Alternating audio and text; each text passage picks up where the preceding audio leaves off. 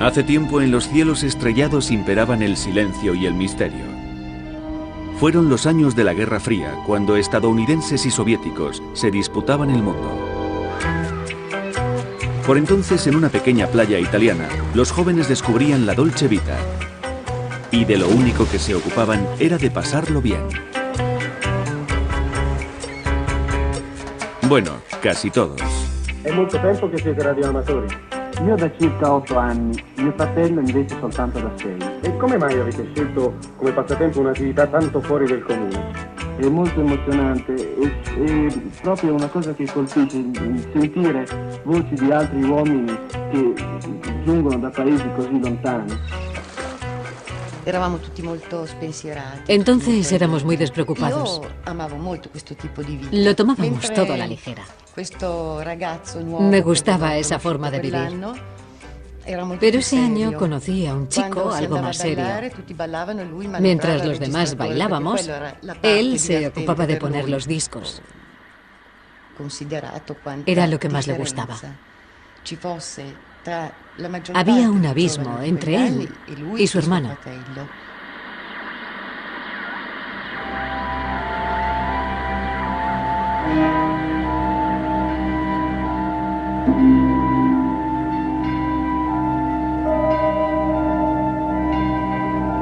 Hackers del espacio.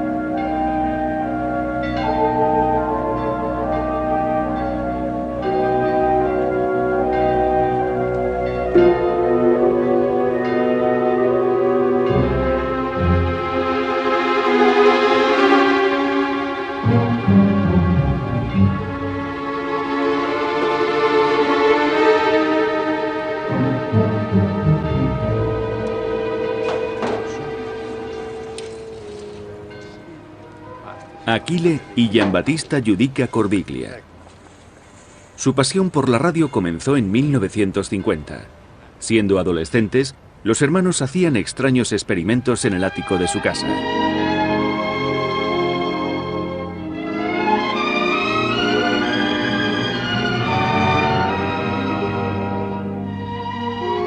Para ellos la radio era un juguete, el más maravilloso del mundo.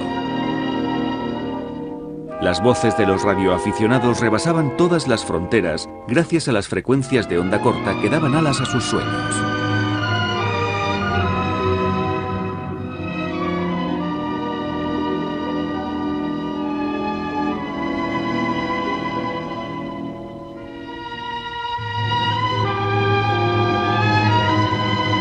Les gustaba la radio, pero también el cine. Un día decidieron grabarlo todo con su cámara, como si supieran que algún día su historia parecería propia del cine. En la noche del 4 de octubre de 1957, descubrieron una pasión que cambiaría sus vidas. Esa noche un cohete puso en órbita una pequeña esfera metálica. Era el primer satélite artificial de la Tierra, el Sputnik 1. Estábamos sentados junto a una mesa muy grande que teníamos en el dormitorio. Se suponía que estábamos estudiando, pero escuchábamos la radio. El programa fue interrumpido por una noticia que decía que la Unión Soviética había situado en órbita el primer satélite artificial, el Sputnik 1.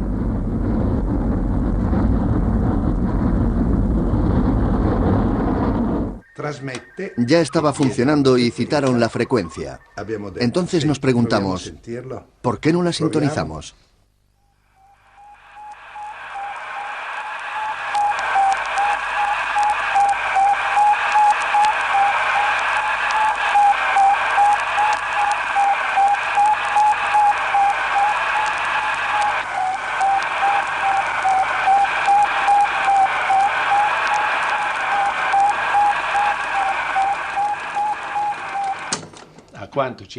Fuimos los primeros en captar aquellos famosos bips.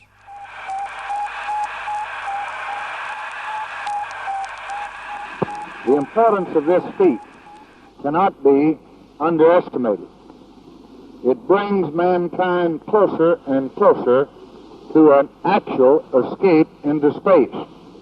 It also should bring closer to us the realization that we must organize our potentialities as rapidly as possible to play our proper role and entering the new dimension that is opening up before us. La Guerra Fría estaba empezando y la carrera espacial se convertiría en uno de sus principales frentes.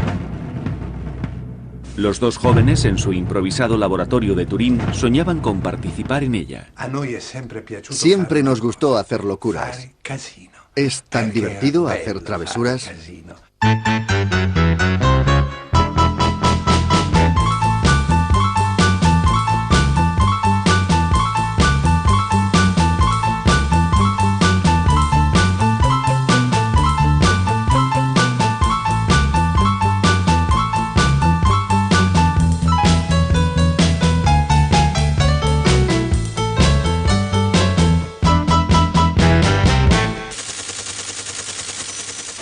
Un mes más tarde, los soviéticos marcaron un hito. Pusieron el primer ser vivo en órbita. Una perrita llamada Laika, que pronto se haría tan famosa como Lassie. Esa noche captamos la señal telemétrica del satélite y también un sonido curioso, extraño. Según mi hermano, que había estudiado medicina, eran los latidos del corazón de Laika.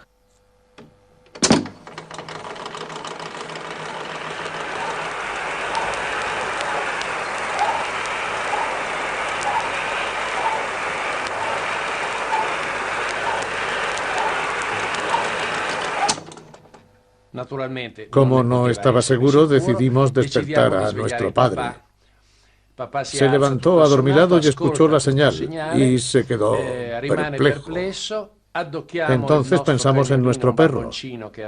Lo llevamos al estudio y nuestro padre escuchó los latidos de su corazón con un estetoscopio. Después de volver a escuchar la grabación, dedujo que efectivamente el extraño sonido se parecía mucho a los latidos del corazón de un perro. En ese momento apareció mamá. Gritó: pobrecillo, ¿qué le estáis haciendo? Pero no le habíamos hecho ningún daño.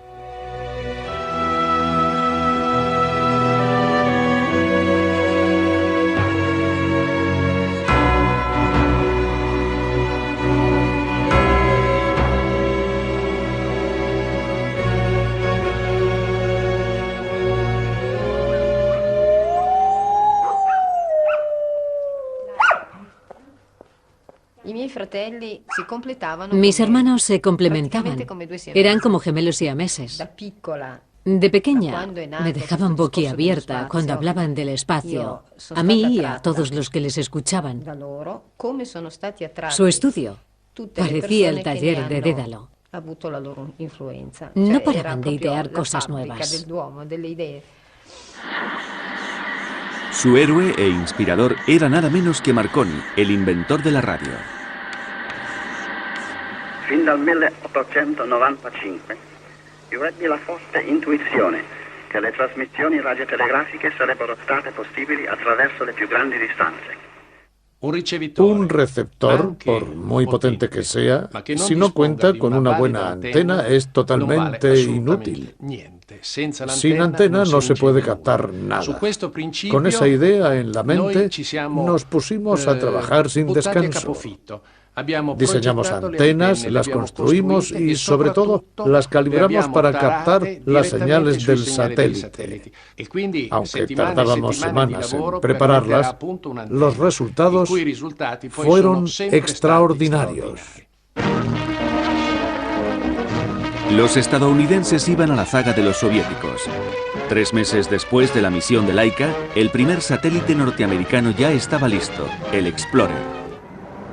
Mientras tanto, en Turín, los dos salimos corriendo a la terraza con un montón de tubos de aluminio y de hierro en las manos. Después de decidir qué clase de antena era la adecuada para las transmisiones del Explorer, nos pusimos a construirla a medianoche y a toda prisa.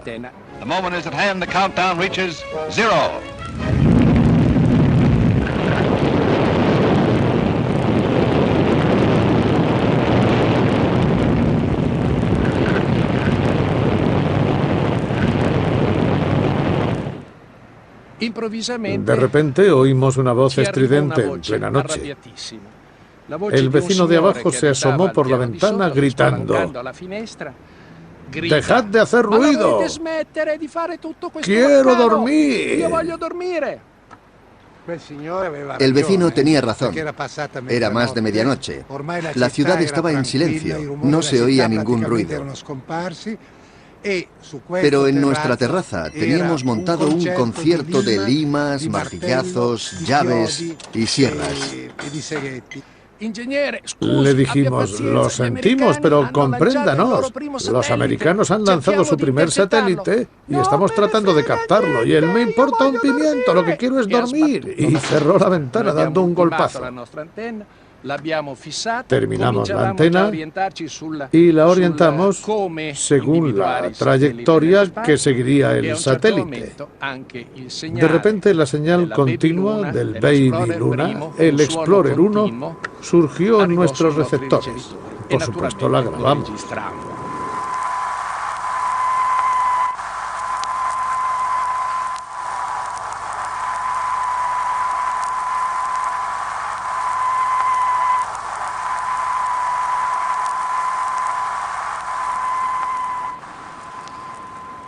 En 1958 la Unión Soviética lideraba la carrera espacial. 2 Sputniks contra un Explorer. Pero los hermanos Yudica se habían apuntado 3 tantos. Captaron los 3 lanzamientos y su éxito con la radio empezó a llamar la atención. I fratelli Achille e Giovan Battista Iurica Cordiglia hanno captato per la prima volta alle 12:50 di ieri la voce un po' catarrosa, dobbiamo dire, del Baby Luna. El logro había ampliado sus fronteras. Ahora no se les podía detener. Grabarían todo lo que diera vueltas al planeta Tierra. Y esto, en palabras de un cardiólogo, es el corazón de Torre Bert. Este es nuestro archivo del espacio. Contiene las señales de todos los satélites artificiales y las voces de los astronautas norteamericanos y soviéticos. Hemos pasado muchas noches junto a un receptor. Quizás sea un archivo único en el mundo y también único para nosotros, porque contiene nuestra juventud, que por supuesto nos es muy querida.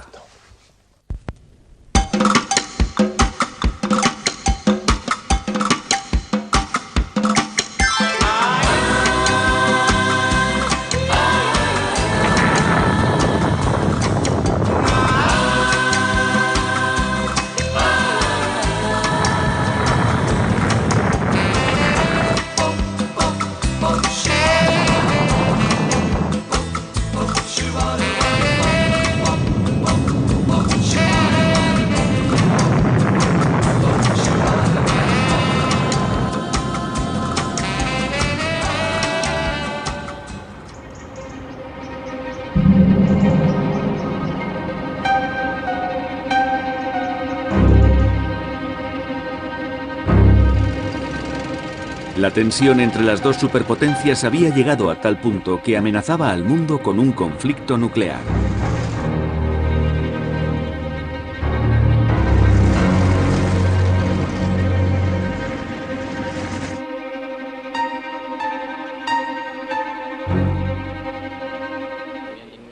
There are some instances where you may be ahead of us.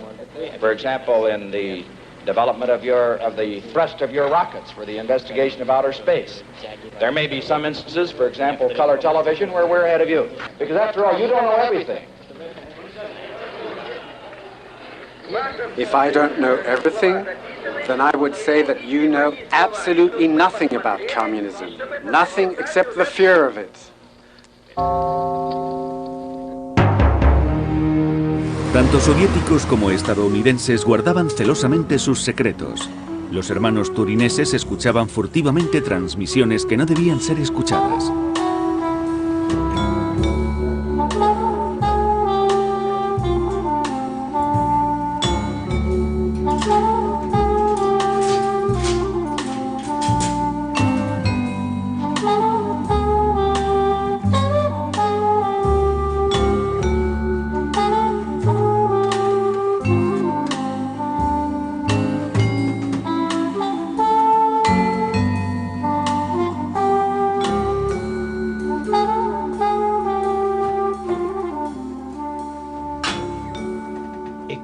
Es mejor mantener bajo llave las grabaciones de aquellos años.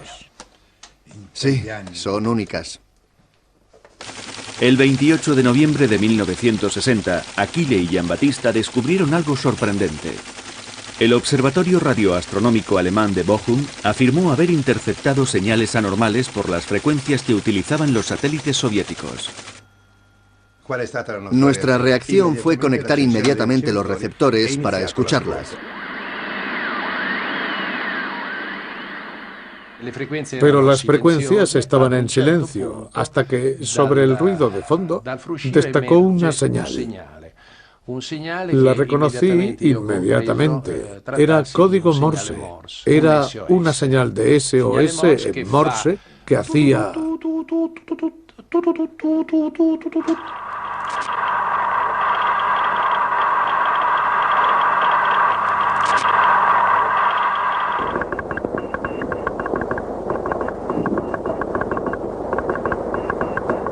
Con nuestro sistema detectamos el efecto Doppler. Los hermanos resultaron unos ases de la tecnología. Aplicaban unos principios físicos muy sencillos para escuchar el espacio. Cuando se escucha un objeto en movimiento, el zumbido se hace más agudo según se acerca y se vuelve más grave conforme se aleja. Esa diferencia de frecuencias se percibe muy bien. Se llama efecto Doppler. Midiendo el cambio de frecuencias, Achille y Giambattista sabían si una señal provenía de un satélite y calculaban su velocidad y distancia hasta la Tierra. Pero el 28 de noviembre de 1960 captaron una señal muy particular. Era muy lenta, como si la nave no estuviera orbitando la Tierra. Parecía provenir de un punto aislado del cielo, de un lugar indeterminado que se alejaba de la Tierra sumamente despacio.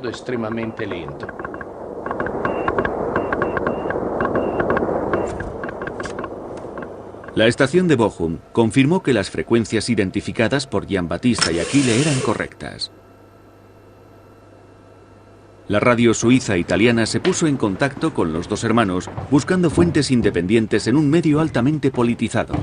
Los chicos se habían convertido en expertos en la materia.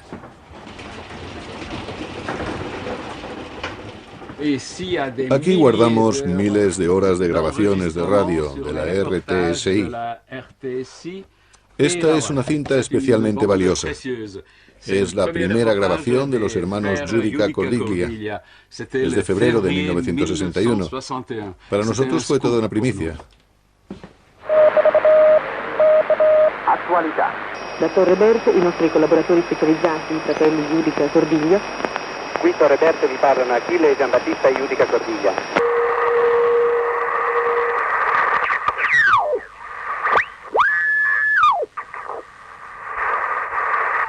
Se sabía que los soviéticos estaban preparando una gran operación.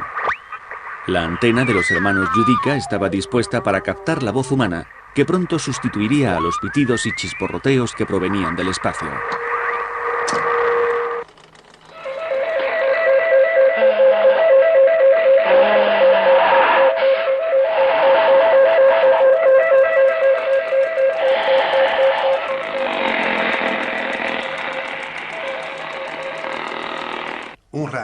Oímos una respiración entrecortada, con sofocos. Una respiración que parecía la de un paciente con enfisema. Y a continuación, algo que delataba la presencia de una persona. Al fondo se oía un latir rítmico.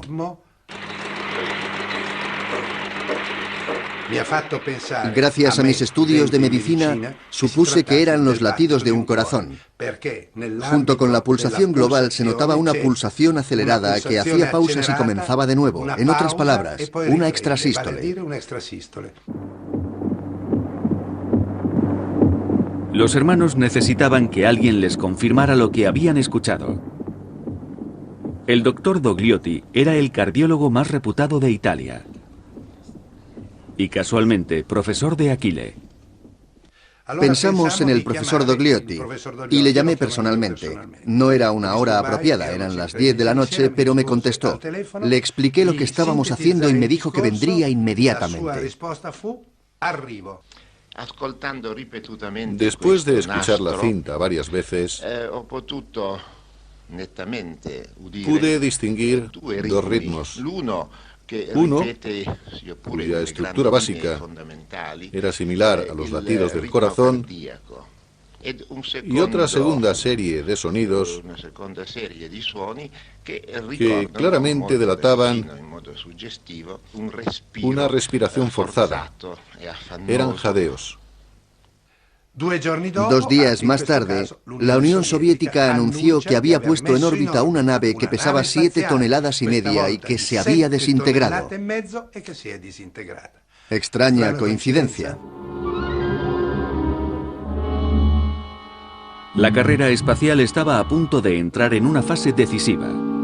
¿Podría un ser humano sobrevivir dentro de una cápsula espacial? En Occidente no se sabía que en Moscú ya habían elegido al primer cosmonauta. Gagarin Yuri Alexeyevich, старший лейтенант.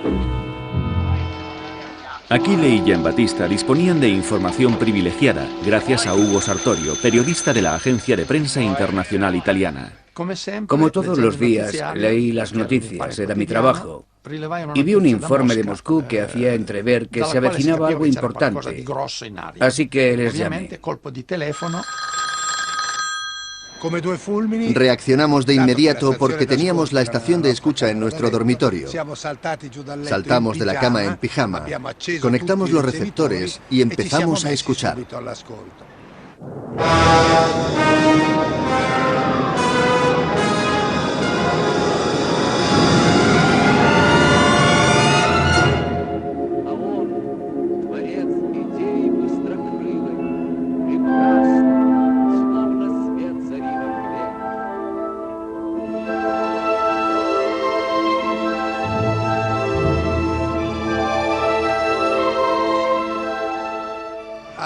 Oímos un zumbido y esperamos a que alguien hablara por radio.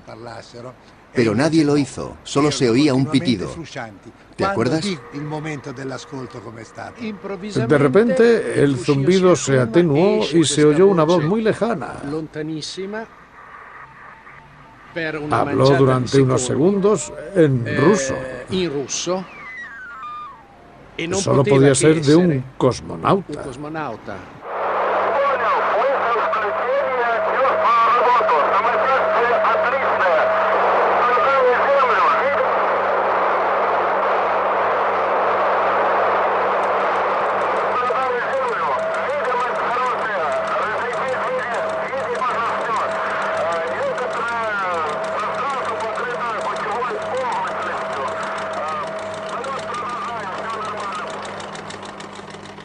Yuri Gagarin estaba de visita en casa de los Giudica Cordiglia.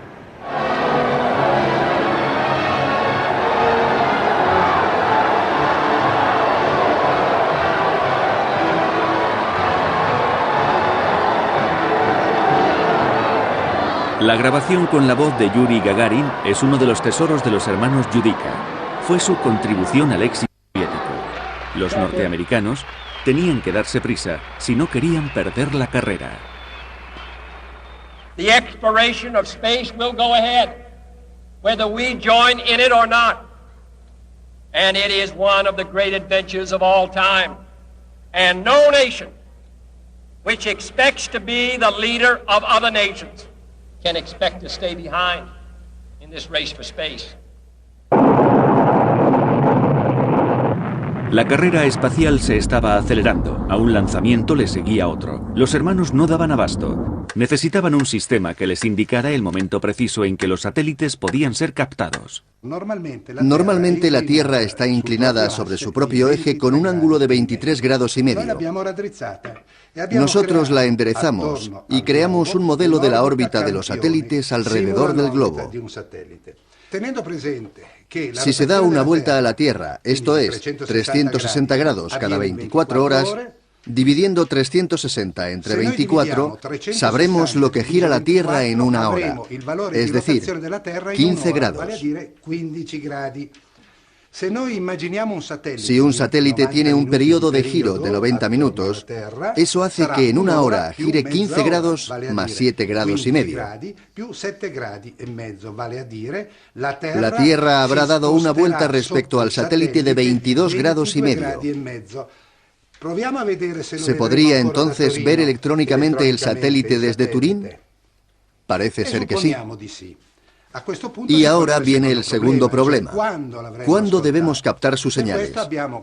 Para eso hemos preparado unas tablas de conversión. En 24 horas hay 1440 minutos. Entonces, si escuchamos a ese hipotético satélite a las 6:34, sería 394 minutos después de la medianoche. Si a los 394 minutos le sumamos los 90 minutos del giro del satélite, obtenemos 484, lo que equivale a las 8 horas y 4 minutos. Lo podemos escuchar a las 8:04.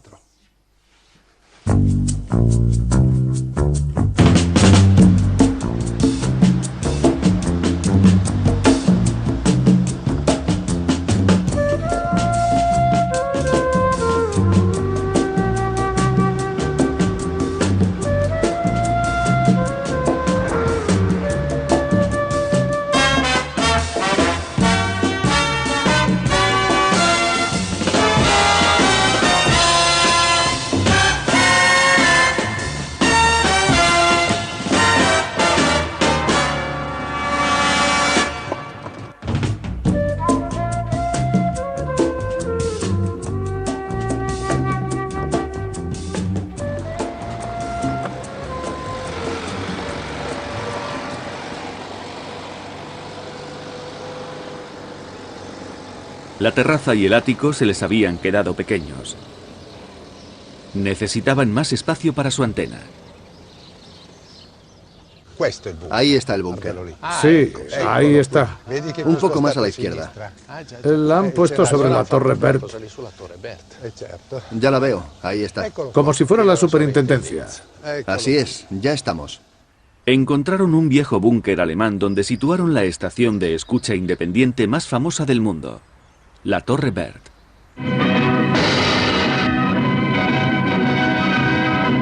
Al centro radioascolto spaziale Torre Bert di Torino, organizzato dai fratelli Judica, i radiotelescopi intercettano i segnali radio emessi dalla capsula. Unico in Italia, il centro ha lo scopo di registrare gli impulsi radio provenienti dai corpi spinti in orbita e attraverso successive comparazioni di fornire al NASA, il centro americano preposto alle ricerche spaziali, tutti i possibili dati tecnici. Fu impressione mia che mientras las estaciones de escucha oficiales de Turín seguían en silencio, porque no pudieron escuchar nada, esos dos hermanos, con un equipo improvisado, se las habían arreglado para lograr algo que otros mejor equipados y con más recursos técnicos y financieros no habían conseguido. Major, a couple months ago, your picture was in every newspaper all over the world when you became the first pilot in history to fly across the United States at a speed faster than sound. Would you like to be the first man to reach the moon? Well, sure, I'd like to go to the moon, George. But I think like any other test pilot, I'd sure like to check out all the equipment before we started a trip like that. You'd like to make sure you get there? Well, sure, I'd like to make sure we get there, but I'd also like to make sure we get back. El 20 de febrero de 1962, 10 meses después del vuelo de Gagarin, el primer astronauta estadounidense que orbitó la Tierra, John Glenn, estaba preparado para despegar. Achille y Giambattista no querían perdérselo, pero había un pequeño problema. La NASA no quiso hacer pública la frecuencia de las comunicaciones por miedo a que los soviéticos interfirieran. Teníamos que resolver ese problema, porque muchos querían escuchar la voz de Glenn. Los hermanos no se iban a rendir fácilmente. Querían conseguir las frecuencias. Entonces examinamos docenas de fotos que nos proporcionó la Oficina de Prensa Americana de Turín y encontramos esta, sobre la recuperación de una cápsula Mercury similar a la que había utilizado John Glenn. Se ve la antena y a 3 buceadores. El problema era averiguar la longitud de la antena, porque en una fotografía resulta imposible medir la longitud de un objeto sin tener una referencia para comparar. Y recurrimos a nuestro padre, que daba clases de medicina en la Universidad de Milán. Nos dijo que era posible encontrar una referencia ósea por las caras de los buceadores, recurriendo por tanto a la anatomía, y que la más fiable era el diámetro bicigomático, la distancia que hay entre el pómulo derecho y el izquierdo. Nos dijo cómo se vería, cuánto ocuparía un centímetro en la foto, y aplicamos esa escala a la antena, y así pudimos saber cuál era su longitud. Como todas las antenas deben medir un cuarto de la longitud de onda, solo teníamos que multiplicar su medida por 4 para conocer la longitud de onda. No era más que una aproximación, pero nos indicaba la banda por la que probablemente emitiría John Glenn.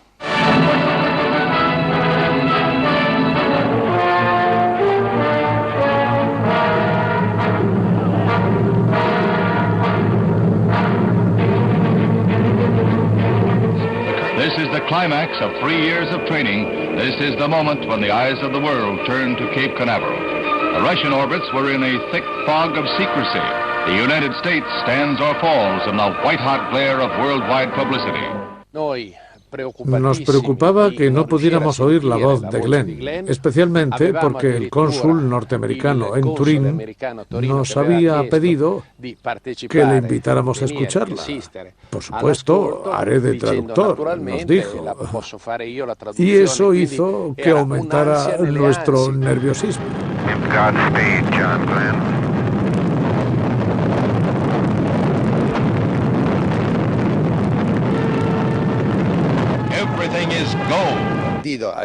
Fue Dido quien captó sus primeras palabras, que no fueron muchas. La primera vez que Glenn habló, no parábamos de pedir silencio a todos los que nos rodeaban.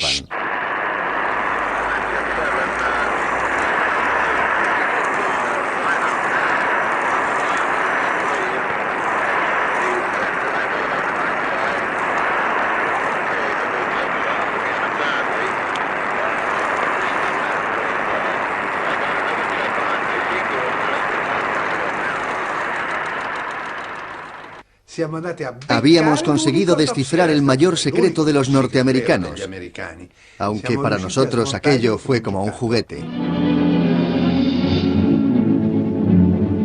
Como bien saben los piratas informáticos, descubrir secretos puede resultar peligroso, pero es el riesgo lo que da emoción al juego. Achille y Giambattista eran 2 pequeños granos de arena en la vorágine de la carrera espacial y la Guerra Fría, pero estaban empezando a convertirse en un problema. Hace unos 15 años me encontré con el embajador soviético en Suiza y me confesó que en los años 60 había sido agente del KGB en Italia. Por entonces estaban muy interesados en saber cómo los hermanos Giudica Cordiglia conseguían aquella información que luego aparecía en nuestros noticiarios. Un día llamaron a la puerta. Era un hombre que dijo ser periodista soviético. Nos hizo una entrevista y se marchó. Volvieron a llamar a la puerta, pero esta vez era otro hombre que nos preguntó: ¿son ustedes los hermanos Giudica? Sí, somos nosotros, le dijimos. Y entonces sacó de su cartera una foto del hombre que acababa de marcharse y nos dijo: este hombre no es solo periodista, también hace otros trabajos. Tengan cuidado. Voy a presentarme. Soy agente italiano de contraespionaje. Pertenecía al servicio secreto. Cuando los soviéticos entraron en contacto con los hermanos Giudica Cordiglia, decidimos hablar con ellos en calidad de agentes de contraespionaje. El objeto era conseguir información directa en el área de la observación espacial. especialmente de las naves espaciales soviéticas.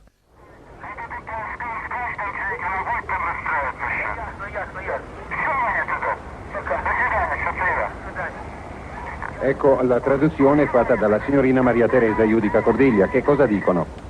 Pronti per il controllo. Riproviamo. È necessario, se bisogna, portare al più presto eventuali modifiche. Come? Non è ancora controllato? Provo io ora. Arrivederci. Le due calamite mis hermanos querían entender lo que decían los astronautas rusos. En aquellos años no era fácil conseguir un intérprete de ese idioma. Así que hice un gran esfuerzo para aprenderlo. Yo entonces era capaz de hacer cualquier cosa que pudiera servirles de ayuda porque les idolatraba.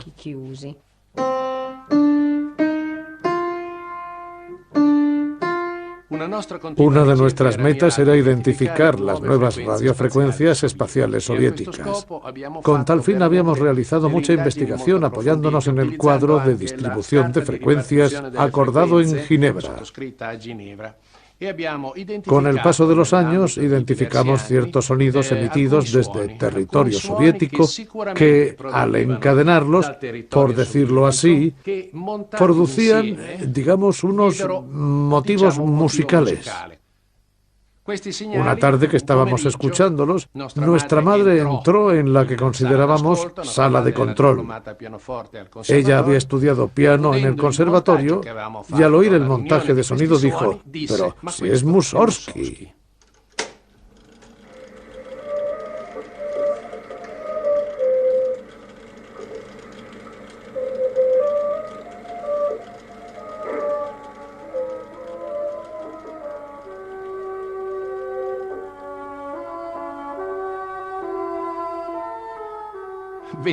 Uno o dos días después de haber escuchado estas señales, la Unión Soviética realizó un lanzamiento.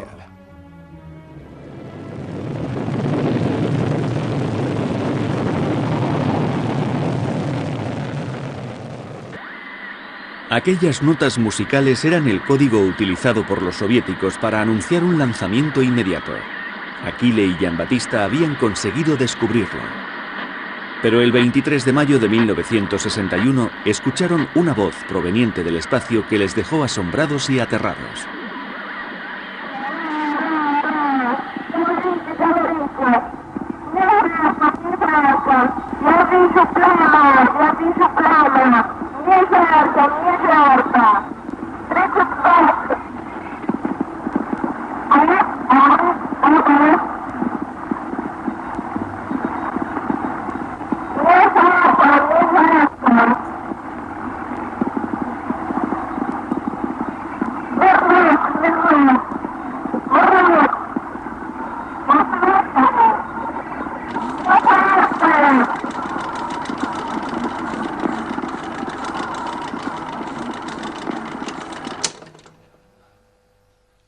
¿Qué sería lo que estaba pasando?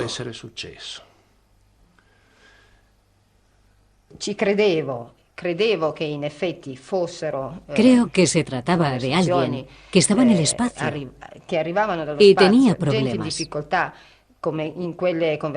Es una grabación en la que una mujer dice que algo se está quemando, que hay algo ardiendo. Y era obvio que no estaba tomando el té con unos amigos.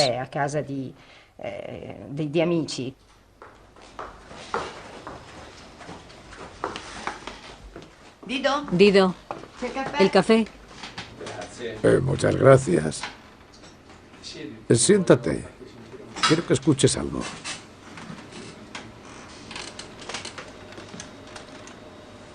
Le giornate a Torre Berta erano frenetiche. Los días de la Torre Berta eran frenéticos, pero también muy emocionantes. Porque cuando sabían que iba a ser lanzada una nave espacial, la Torre Berta se llenaba de maridos y esposas, jóvenes y mayores, amigas y amigos, invitados por los hermanos Judica.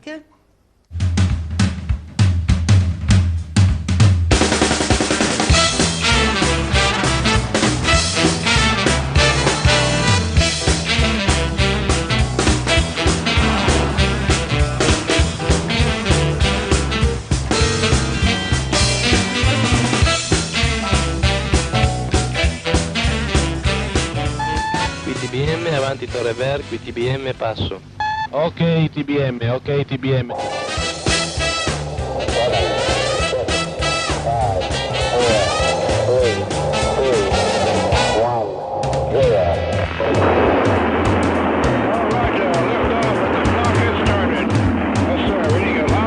Gli sviluppi per il 1963 del centro Torre Bert sono ben definiti e determinati.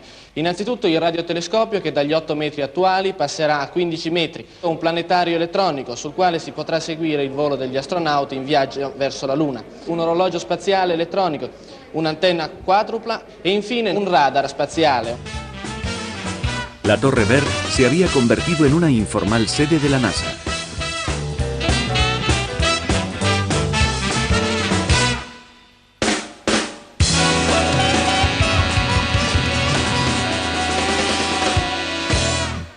En 1963, Mike Bongiorno nos llamó y nos invitó a su programa de televisión.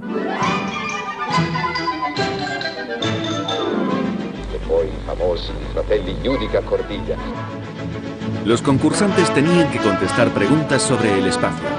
Por supuesto, los hermanos contestaron bien a todas las cuestiones y ganaron un premio. Eligieron cumplir el sueño de toda su vida, una visita a la NASA. Su amigo Alberto haría de intérprete. Il cielo, di un azzurro talmente intenso da divenire grigio, è sempre più in alto, mentre scivolano sotto cumuli di nuvole bianche dalle forme più strane. L'Italia si allontana sempre di più, mentre il nuovo mondo avanza a grandi passi.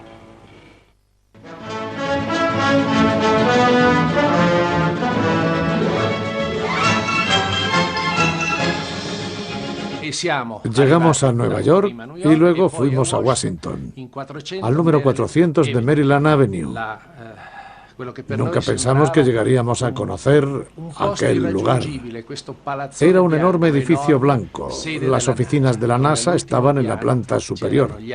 Allí, uno de los altos cargos de la NASA estaba esperando a dos pobres muchachos con una maleta y un magnetófono. Entramos en el despacho del señor Hausmann y hablamos con él por medio de Alberto. Al cabo de un rato sacamos el geloso, el legendario magnetófono, y luego la cinta grabada. La llamábamos la bobina, con mayúsculas, porque contenía la voz de Glenn. Apretamos los botones y se oyó Mercury Control, Mercury Control. Cuando se escuchó la voz de Glenn, el señor Hausmann dio un salto en su asiento, porque esa grabación no debía haber llegado hasta nosotros. Nos dijo entonces, no es posible. Y lo hizo con una sonrisa que parecía estar diciendo, me estáis metiendo en un lío. El gesto amable de su cara desapareció ante aquellos italianos desconocidos. Recuerdo que le dije, sí es posible. Y él, no. Alberto, explícaselo. Llamó a un compañero que vino al cabo de 5 o 10 minutos. Una vez más pusimos la grabación con la voz de Glenn y exclamó, maldita sea.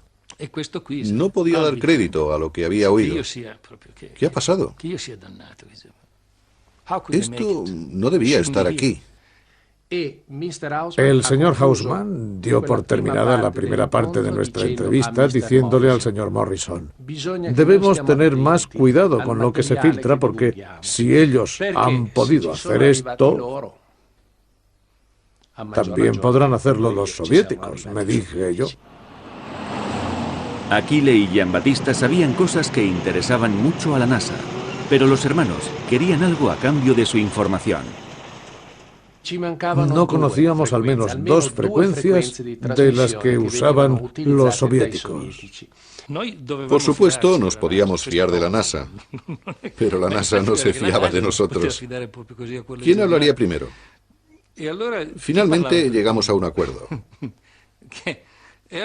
Dido y Achille les darían a conocer dos frecuencias y el grupo técnico de la NASA allí presente les confiaría a ellos otras dos. En total silencio empezamos a pasarnos notas unos a otros.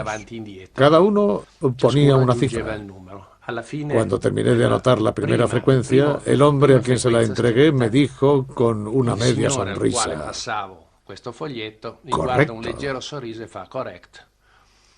Entonces le dije a Alberto, ahora nos toca a nosotros. Le dimos una nota en blanco y él escribió un número. Me lo pasó y yo escribí otro. A continuación escribió el tercero y cuando terminamos le dije, correcto. Pero yo no sabía si era correcta, porque era una frecuencia totalmente desconocida. Al regresar a Italia decidimos comprobar si las frecuencias funcionaban y así fue. Cuando salimos del ascensor y dejamos el edificio de la NASA, nos estaba esperando un coche del gobierno americano.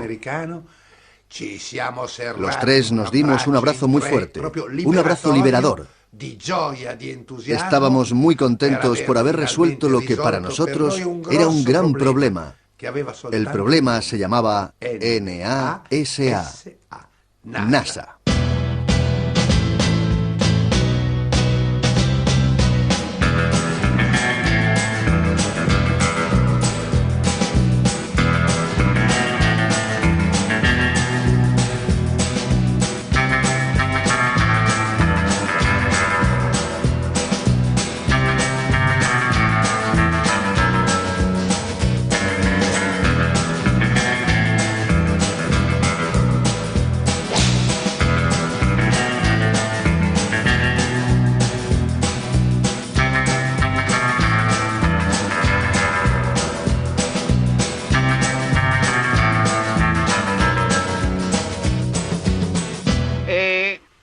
Avete intrecciato dei rapporti di collaborazione spaziale con gli Stati Uniti? Noi abbiamo presentato alla NASA quello che avevamo svolto in questi 6 anni di attività dal 1957 in Italia e abbiamo potuto rafforzare, perché già esistevano, questi contatti di cordialità e soprattutto contatti scientifici per quanto riguarda lo scambio del materiale.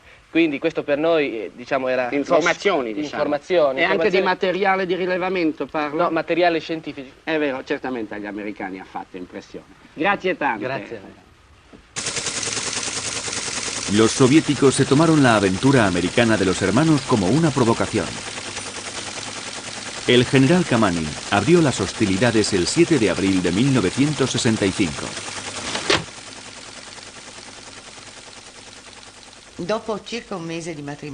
Al año de mi matrimonio, Radio Moscú atacó a los hermanos Giudica Cordiglia, calificándolos de gángsters del espacio.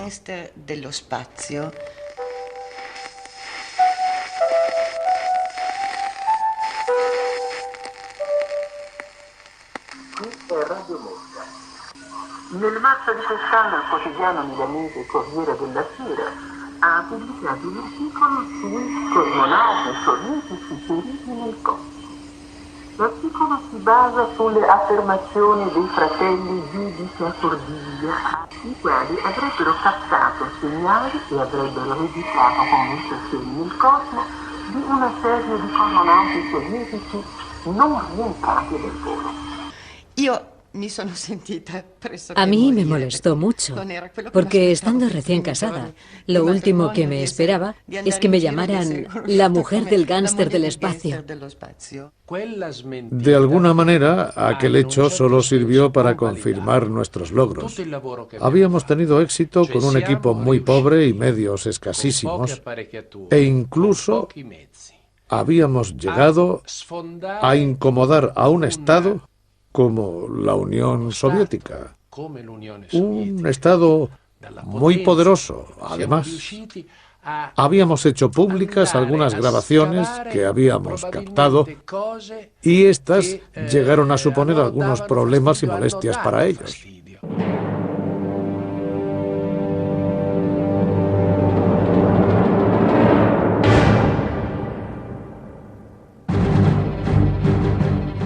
Achille y Giambattista se dieron cuenta de que su afición les había involucrado en la carrera espacial.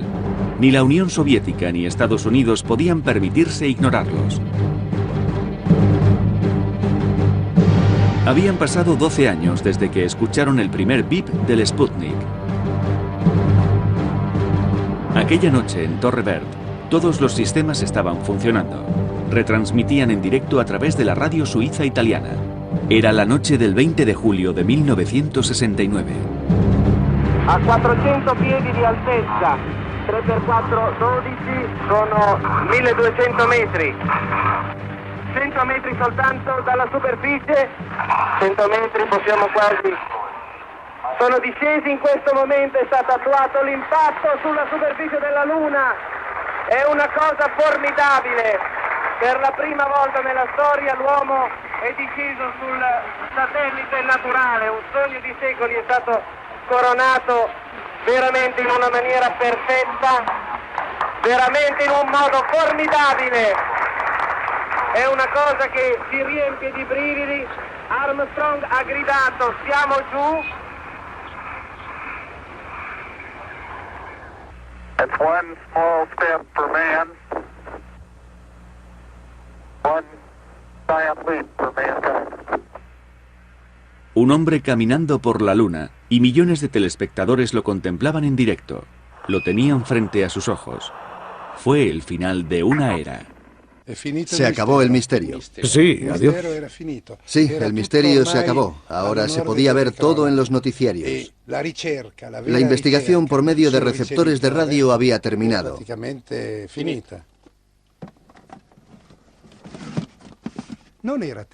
Tiempo atrás no había televisión, solo radio. La radio nos hablaba. La radio no permite ver quién está al micrófono. Lo imaginamos. Y la imaginación está abierta al universo, al espacio. Así que el auténtico héroe de la hazaña de los hermanos Giudica fue la radio.